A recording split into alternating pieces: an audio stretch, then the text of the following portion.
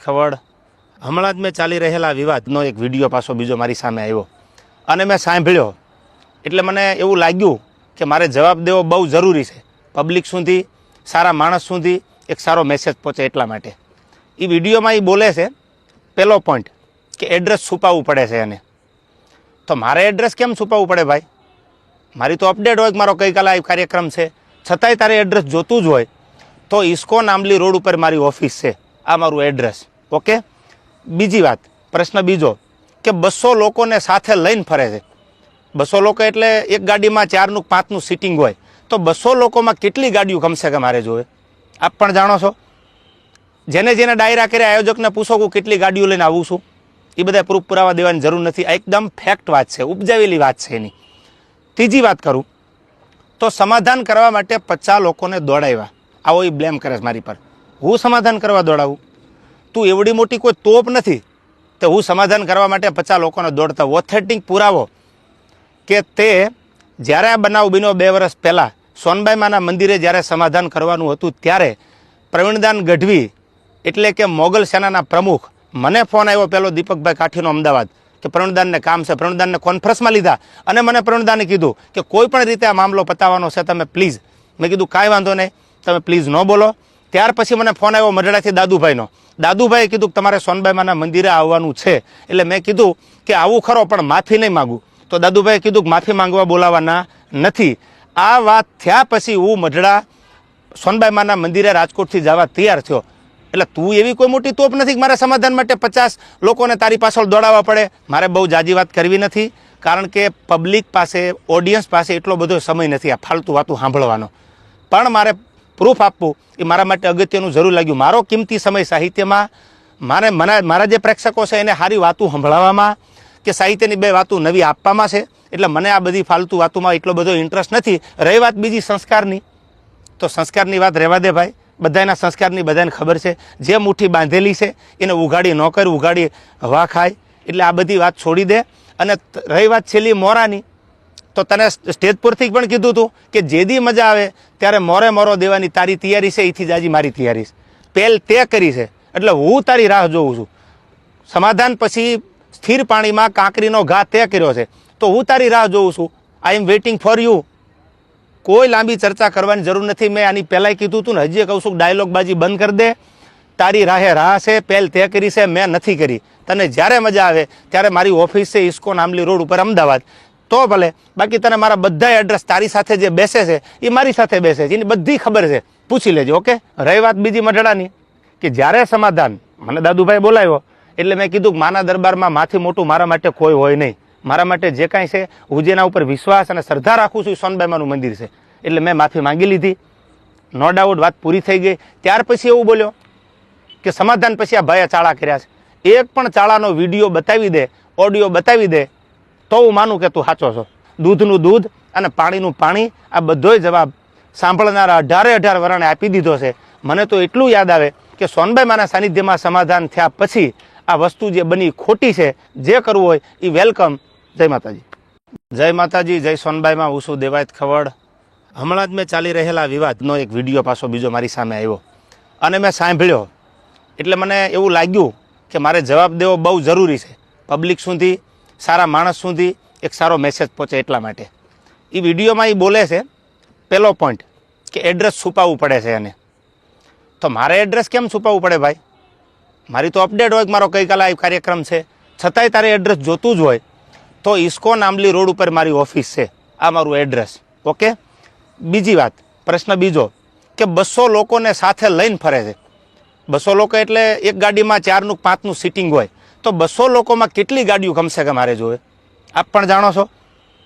જેને જેને ડાયરા કર્યા આયોજકને પૂછો કે કેટલી ગાડીઓ લઈને આવું છું, એ બધા પ્રૂફ પુરાવા દેવાની જરૂર નથી. આ એકદમ ફેક્ટ વાત છે, ઉપજાવેલી વાત છે એની. ત્રીજી વાત કરું તો સમાધાન કરવા માટે 50 લોકોને દોડાવ્યા. આવો એ બ્લેમ કરે છે મારી પર. હું સમાધાન કરવા દોડાવું? તું એવડી મોટી કોઈ તોપ નથી તો હું સમાધાન કરવા માટે 50 લોકોને દોડતા. ઓથેન્ટિક પુરાવો કે તે જ્યારે આ બનાવ બન્યો 2 વર્ષ પહેલાં સોનબાઈ માના મંદિરે જ્યારે સમાધાન કરવાનું હતું ત્યારે પ્રવીણદાન ગઢવી એટલે કે મોગલ સેનાના પ્રમુખ, મને ફોન આવ્યો પહેલો દીપકભાઈ કાઠીનો અમદાવાદ કે પ્રણુદાનને કામ છે, પ્રણુદાનને કોન્ફરન્સમાં લીધા અને મને પ્રણુદાને કીધું કે કોઈ પણ રીતે આ મામલો પતાવવાનો છે, તમે પ્લીઝ. મેં કીધું કાંઈ વાંધો નહીં, તમે પ્લીઝ ન બોલો. ત્યાર પછી મને ફોન આવ્યો મઢડાથી દાદુભાઈનો. દાદુભાઈએ કીધું કે તમારે સોનબાઈમાના મંદિરે આવવાનું છે. એટલે મેં કીધું કે આવું ખરો પણ માફી નહીં માગું. તો દાદુભાઈએ કીધું કે માફી માંગવા બોલાવવાના નથી. આ વાત થયા પછી હું મઢડા સોનબાઈમાના મંદિરે રાજકોટથી જવા તૈયાર થયો. એટલે તું એવી કોઈ મોટી તોપ નથી કે મારા સમાધાન માટે 50 લોકોને તારી પાછળ દોડાવવા પડે. મારે બહુ જાજી વાત કરવી નથી, કારણ કે પબ્લિક પાસે, ઓડિયન્સ પાસે એટલો બધો સમય નથી આ ફાલતુ વાતું સાંભળવાનો. પણ મારે પ્રૂફ આપવું એ મારા માટે અગત્યનું જરૂર લાગ્યું. મારો કિંમતી સમય સાહિત્યમાં, મારા જે પ્રેક્ષકો છે એને સારી વાતું સંભળાવવામાં કે સાહિત્યની 2 વાતું નવી આપવામાં છે. એટલે મને આ બધી ફાલતુ વાતોમાં એટલો બધો ઇન્ટરેસ્ટ નથી. રહી વાત બીજી સંસ્કારની, તો સંસ્કારની વાત રહેવા દે ભાઈ. બધાના સંસ્કારની બધાને ખબર છે. જે મુઠ્ઠી બાંધેલી છે એને ઉઘાડી ન કર, ઉઘાડી હવા ખાય. એટલે આ બધી વાત છોડી દે. અને રહી વાત છેલ્લી મોરાની, તો તને સ્ટેજ પરથી પણ કીધું હતું કે જેદી મજા આવે ત્યારે મોરે મોરો દેવાની તારી તૈયારી છે, એથી જાજી મારી તૈયારી છે. પહેલ તે કરી છે, એટલે હું તારી રાહ જોઉં છું. સમાધાન પછી સ્થિર પાણીમાં કાંકરીનો ઘા તે કર્યો છે, તો હું તારી રાહ જોઉં છું. આઈ એમ વેઇટિંગ ફોર યુ. કોઈ લાંબી ચર્ચા કરવાની જરૂર નથી. મેં આની પહેલાંય કીધું હતું ને, હજી કહું છું, ડાયલોગબાજી બંધ કરી દે. તારી રાહે રાહ છે, પહેલ તે કરી છે, મેં નથી કરી. તને જ્યારે મજા આવે ત્યારે મારી ઓફિસ છે ઇસ્કોન આંબલી રોડ ઉપર અમદાવાદ, તો ભલે. બાકી તને મારા બધા એડ્રેસ, તારી સાથે જે બેસે છે એ મારી સાથે બેસે છે, એની બધી ખબર છે, પૂછી લેજો. ઓકે. રહી વાત બીજી મઢડાની, કે જ્યારે સમાધાન મને દાદુભાઈ બોલાવ્યો એટલે મેં કીધું કે માના દરબારમાં માથી મોટું મારા માટે કોઈ હોય નહીં. મારા માટે જે કાંઈ છે, હું જેના ઉપર વિશ્વાસ અને શ્રદ્ધા રાખું છું એ સોનબાઈમાનું મંદિર છે. એટલે મેં માફી માંગી લીધી. નો ડાઉટ વાત પૂરી થઈ ગઈ. ત્યાર પછી એવું બોલ્યો કે સમાધાન પછી આ ભાઈએ ચાળા કર્યા છે. એક પણ ચાળાનો વિડીયો બતાવી દે, ઓડિયો બતાવી દે, તો હું માનું કે તું સાચો છો. દૂધનું દૂધ અને પાણીનું પાણી, આ બધોય જવાબ સાંભળનારા 18 વરણે આપી દીધો છે. મને તો એટલું યાદ આવે કે સોનબાઈમાના સાનિધ્યમાં સમાધાન થયા પછી આ વસ્તુ જે બની ખોટી છે. જે કરવું હોય એ વેલકમ. જય માતાજી. જય માતાજી, જય સોનબાઈમાં. હું છું દેવાયત ખવડ. હમણાં જ મેં ચાલી રહેલા વિવાદનો એક વિડીયો પાછો બીજો મારી સામે આવ્યો અને મેં સાંભળ્યો. એટલે મને એવું લાગ્યું કે મારે જવાબ દેવો બહુ જરૂરી છે. પબ્લિક સુધી, સારા માણસ સુધી એક સારો મેસેજ પહોંચે એટલા માટે. એ વિડીયોમાં એ બોલે છે, પહેલો પોઈન્ટ, કે એડ્રેસ છુપાવવું પડે છે એને. તો મારે એડ્રેસ કેમ છુપાવવું પડે ભાઈ? મારી તો અપડેટ હોય કે મારો ગઈકાલે આ કાર્યક્રમ છે, છતાંય તારે એડ્રેસ જોતું જ હોય તો ઇસ્કોન આંબલી રોડ ઉપર મારી ઓફિસ છે, આ મારું એડ્રેસ. ઓકે. બીજી વાત, પ્રશ્ન બીજો, કે 200 લોકોને સાથે લઈને ફરે છે. 200 લોકો એટલે એક ગાડીમાં 4નું 5નું સિટિંગ હોય, તો 200 લોકોમાં કેટલી ગાડીઓ કમસે કમ મારે જોવે? આપ પણ જાણો છો. જેને ડાયરા કર્યા આયોજકને પૂછો કે કેટલી ગાડીઓ લઈને આવું છું, એ બધા પ્રૂફ પુરાવા દેવાની જરૂર નથી. આ એકદમ ફેક્ટ વાત છે, ઉપજાવેલી વાત છે એની. ત્રીજી વાત કરું તો સમાધાન કરવા માટે 50 લોકોને દોડાવ્યા. આવો એ બ્લેમ કરે છે મારી પર. હું સમાધાન કરવા દોડાવું?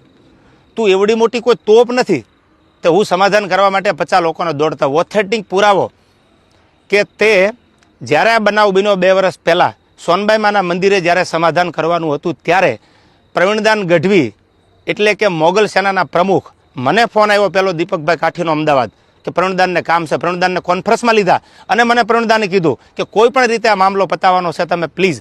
મેં કીધું કાંઈ વાંધો નહીં, તમે પ્લીઝ ન બોલો. ત્યાર પછી મને ફોન આવ્યો મઢડાથી દાદુભાઈનો. દાદુભાઈએ કીધું કે તમારે સોનબાઈમાના મંદિરે આવવાનું છે. એટલે મેં કીધું કે આવું ખરો પણ માફી નહીં માગું. તો દાદુભાઈએ કીધું કે માફી માંગવા બોલાવવાના નથી. આ વાત થયા પછી હું મઢડા સોનબાઈમાના મંદિરે રાજકોટથી જવા તૈયાર થયો. એટલે તું એવી કોઈ મોટી તોપ નથી કે મારા સમાધાન માટે 50 લોકોને તારી પાછળ દોડાવવા પડે. મારે બહુ જાજી વાત કરવી નથી, કારણ કે પબ્લિક પાસે, ઓડિયન્સ પાસે એટલો બધો સમય નથી આ ફાલતુ વાતું સાંભળવાનો. પણ મારે પ્રૂફ આપવું એ મારા માટે અગત્યનું જરૂર લાગ્યું. મારો કિંમતી સમય સાહિત્યમાં, મારા જે પ્રેક્ષકો છે એને સારી વાતું સંભળાવવામાં કે સાહિત્યની 2 વાતું નવી આપવામાં છે. એટલે મને આ બધી ફાલતુ વાતોમાં એટલો બધો ઇન્ટરેસ્ટ નથી. રહી વાત બીજી સંસ્કારની, તો સંસ્કારની વાત રહેવા દે ભાઈ. બધાના સંસ્કારની બધાને ખબર છે. જે મુઠ્ઠી બાંધેલી છે એને ઉઘાડી ન કર, ઉઘાડી હવા ખાય. એટલે આ બધી વાત છોડી દે. અને રહી વાત છેલ્લી મોરાની, તો તને સ્ટેજ પરથી પણ કીધું હતું કે જેદી મજા આવે ત્યારે મોરે મોરો દેવાની તારી તૈયારી છે, એથી જાજી મારી તૈયારી છે. પહેલ તે કરી છે, એટલે હું તારી રાહ જોઉં છું. સમાધાન પછી સ્થિર પાણીમાં કાંકરીનો ઘા તે કર્યો છે, તો હું તારી રાહ જોઉં છું. આઈ એમ વેઇટિંગ ફોર યુ. કોઈ લાંબી ચર્ચા કરવાની જરૂર નથી. મેં આની પહેલાંય કીધું હતું ને, હજી કહું છું, ડાયલોગબાજી બંધ કરી દે.